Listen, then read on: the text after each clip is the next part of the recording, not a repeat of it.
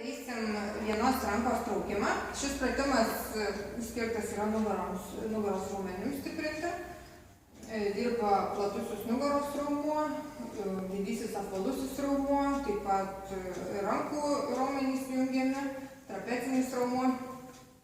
Atsiklaupiame ant suoliuko, pasiremiame su ranka, nugara neutralioj padėty turi būti, pėda remiamės, pilna pėda remiamės į žemę ir imame hantelį ir trauksime šalia savęs su ranka.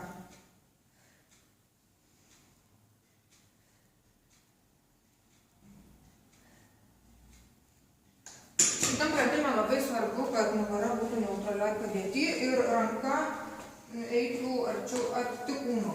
Negalime jos mesti iš šono. Nugara neutrali, pėda remiasi ir nepersisukam, gerai.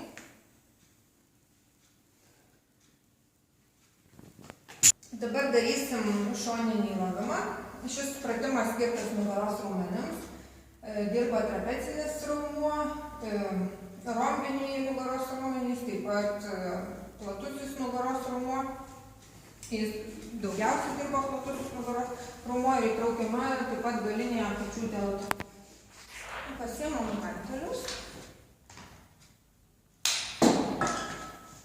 ir traukime abiem rankom vienodai, kad rankos eitų prie kūno.